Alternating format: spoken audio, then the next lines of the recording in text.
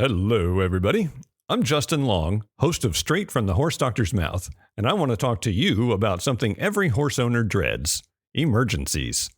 In these moments, indecision makes it hard to know what to do or if you should call your vet. That's why Dr. Latcher and I created the Equine Emergency Vet Care Guide. This is an app that walks you step by step through common equine emergencies, helps you decide when to call, and tells you exactly what information your veterinarian needs. It's not a replacement for your vet. It helps you work with them towards the best outcome for your horse. Search Equine Emergency App in the App Store or Google Play and be prepared before the emergency happens. All the articles you have come to love in Horse and Rider magazine are now available in this podcast, Horse and Rider On Audio. Each article is released as its own separate episode to make them quick and easy to listen to. Search Horse and Rider On Audio on your favorite podcast player and you will never miss an article. Colic lessons learned. The more you know about colic, the better prepared you can be when it strikes. Go to school with these real-life stories. By Barb Crabb, DVM. I saw her when I looked out my office window to the field outside. My beautiful mare was down on the ground, thrashing around with her 4-month-old foal standing by her side. A quick assessment was all it took for me to know that she was colicking severely. I loaded her up and headed to the nearby surgical referral hospital within minutes, and then she died. Before we could even get her on the table, just like that, within minutes, and then she died. Before we could even get her on the table, just like that. Did I expect it? No way. She was fine in the morning and dead 6 hours later.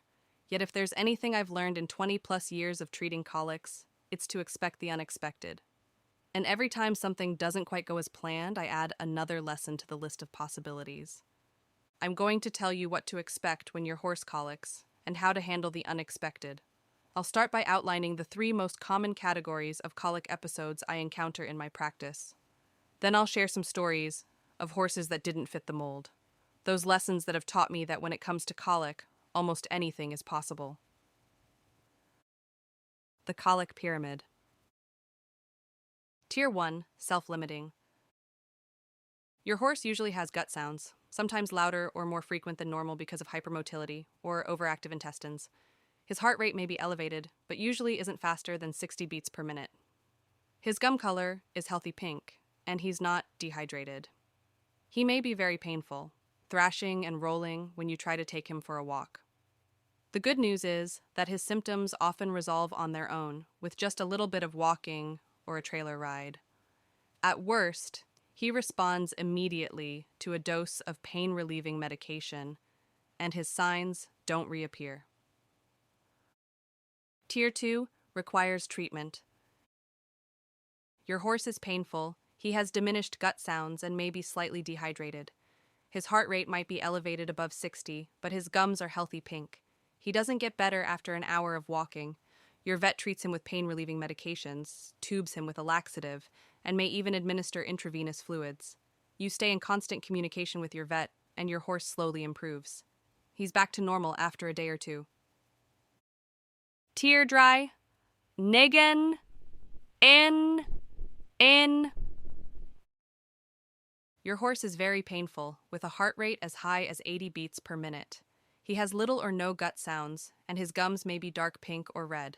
His colic symptoms don't improve with pain-relieving medication, and before you know it, you're loaded up and headed down the road to a surgical facility where your horse will undergo life-saving colic surgery. In many situations, I can tell from the initial phone call where your horse is likely to be on this colic pyramid, especially if you're able to accurately report his condition, heart rate, gut sounds, degree of pain, and how long he's been showing signs. But every once in a while, I meet a horse that breaks the mold. Let me introduce you to some lesson-teaching colic victims I've met in my years of practice. Lucky Larry. His story. Larry was a 10-year-old thoroughbred gelding, living in a pasture behind his owner's house. He'd been showing severe colic symptoms for several hours when the owner called, and at the time of my exam, was still extremely painful, throwing himself to the ground even when anyone tried to take him for a walk. His signs improved a bit, following a dose of Banamine, but he required heavy sedation before he became comfortable. When I performed a rectal examination, I could feel multiple loops of gas-filled intestines. Given the severity of Larry's signs and the abnormal rectal exam that made me think he might have a loop of intestine out of place, I recommended that his owners haul him to a surgical facility. Sadly, Larry's owners didn't have the means to afford surgery and weren't able to take him to the referral hospital. When I left the farm, I instructed them to call me back if he continued to be painful, fully expecting I'd be back to perform humane euthanasia within a period of hours. The next morning, I got a welcome call. "Larry's feeling fine," they said. "Can we feed him breakfast?" Lesson learned. A simple gas colic can cause more severe pain than almost any other type of colic, even one that requires surgery to correct. And never say never. Even if your horse is severely painful, his colic episode might resolve without aggressive treatment or surgery. Bad luck Bart. His story. Bart was a 16-year-old Appaloosa gelding who worked as a school horse at a local stable. His owner called me when he started showing mild colic symptoms. She could hear gut sounds, and he just seemed a little bit uncomfortable. She'd given him a full dose of Banamine 30 minutes earlier and was trying to avoid the expense of a vet call. She just wanted me to know what was going on in case his signs got worse. Bart seemed quite comfortable after his Banamine, so the stable owner went home for the night. But things didn't turn out quite the way she'd planned. When she arrived at the barn the following morning, Bart was dead in his stall. Lesson learned. Banamine can mask severe colic signs and should be used with caution. If you call your vet to ask whether you should give your horse a dose of this pain-relieving medication, make sure you can accurately assess his condition first. And to avoid masking important symptoms, a half dose is generally safer than a full dose. Finally, if your horse is showing colic symptoms in the evening, make a point of checking on him several times throughout the night, even if he's feeling better initially. Sneaky Sally. Her story. Sally was a 10-year-old paint mare who'd started showing mild signs of colic pain several hours before her owners called. They decided to haul her to my clinic for evaluation, and when they arrived, she seemed to be feeling just fine. Her vital signs were normal, and her symptoms had abated. I was concerned that her GI sounds were just a little quieter than normal, and went ahead with the rectal exam that's a routine part of my colic evaluation. To my surprise, I could palpate a gas-filled loop of intestine that felt out of place. Even though Sally was interested in food and didn't appear painful during her exam, her owners were the better safe than sorry type, and they decided to haul her to our local surgical facility for observation because of her abnormal rectal exam. 2 hours later, her colic symptoms returned, and she underwent life-saving colic surgery. Lesson learned. A full examination, including rectal palpation, can mean the difference between life and death, for all but the simplest colic cases. And some horses are either tougher than others or simply don't experience that much pain, even with serious colic. Pay attention to your horse's subtle signs and request an examination by your veterinarian if you have any question about your horse's condition. A thorough exam just might save your horse's life. Persistent Pete. His story. Pete was an 18-year-old quarter horse gelding whose owner called me as soon as he started showing very mild colic symptoms. When I examined Pete, I could feel a very large segment of impacted feed within his large intestine. I administered laxatives through a nasogastric tube and started intravenous fluids to help loosen up the impaction. I warned his owner that although most impaction colics respond to fluid therapy, some difficult cases will require surgery to relieve the blockage. She informed me that surgery was absolutely not an option for her horse. If he didn't respond to the fluids, Pete would be euthanized. After 24 hours, Pete was still reasonably comfortable, but he hadn't passed any manure, and the impaction felt as hard as ever. Once again, I warned his owner that surgery might be necessary to save his life, and she reiterated that surgery wouldn't be an option.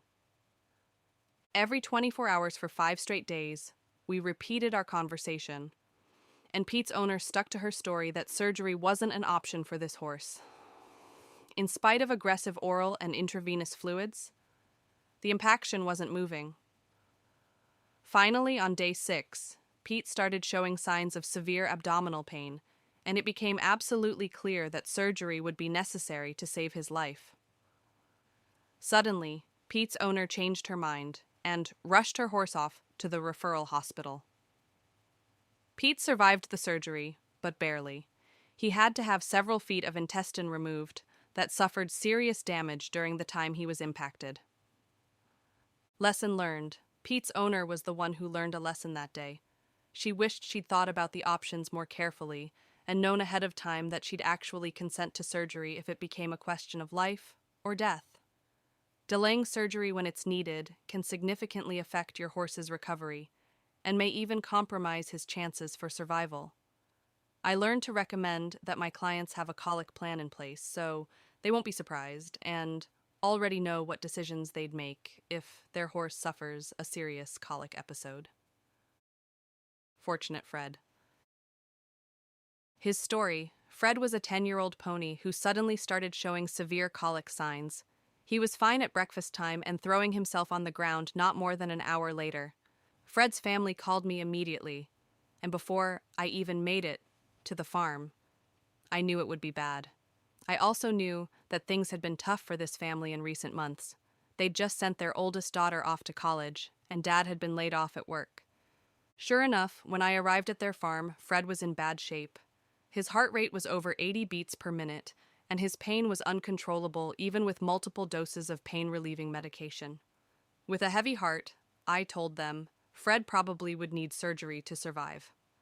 Much to my surprise, they were instantly loaded up and headed down the road, with their major medical insurance policy in hand. Due to their quick response and prior planning, Fred made it through surgery in good condition. Their insurance paid all the expenses except a minimal deductible. Lesson learned: major medical/surgical insurance is the best deal in horses. If you have a limited budget for emergencies, knowing that you have insurance will eliminate much of the financial stress that can make a bad situation even worse. To be eligible for major medical insurance, you'll have to purchase a mortality policy, typically at a rate of around 3% of your horse's value. With that in place, you often can get $10,000, or even more, in medical coverage at a cost as low as $200 per year. Colic symptoms viens. Colic is defined as abdominal pain and is a common horse emergency. You'll know your horse is colicky if he refuses to eat, starts to paw or roll, kicks at his belly, looks back at his sides, or just generally acts uncomfortable.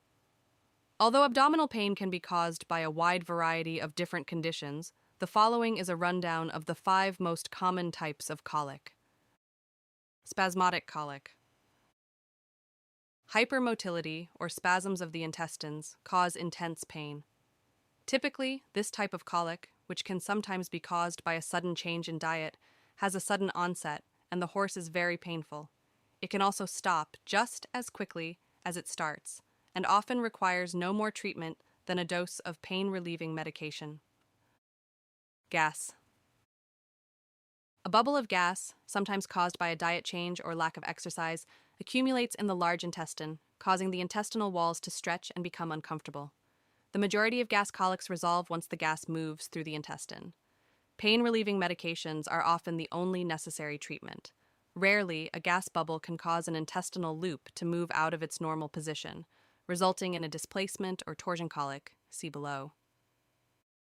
Impaction.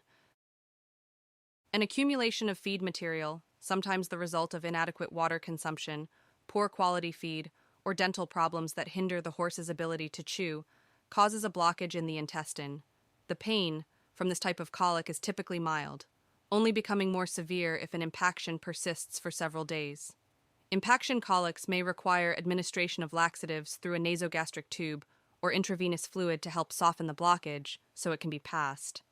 Rarely, an impaction colic will require surgery to resolve. Displacement. A loop of intestine moves to an abnormal position within your horse's abdomen. Sometimes this results when gas accumulation causes the intestine to move out of place. the abnormally positioned intestine can become blocked, accumulate large amounts of gas, or lose blood supply, all resulting in serious colic symptoms. The majority of displacements require surgery to correct, and the sooner the better to keep the intestines healthy. Torsion. This is the scariest type of colic of all. For reasons unknown and sometimes associated with changes in gut movement and/or gas accumulation, your horse's intestine twists around itself, causing a complete blockage. The intestine rapidly loses its blood supply, and your horse's pain will be intense. Immediate surgery is necessary to correct a torsion colic.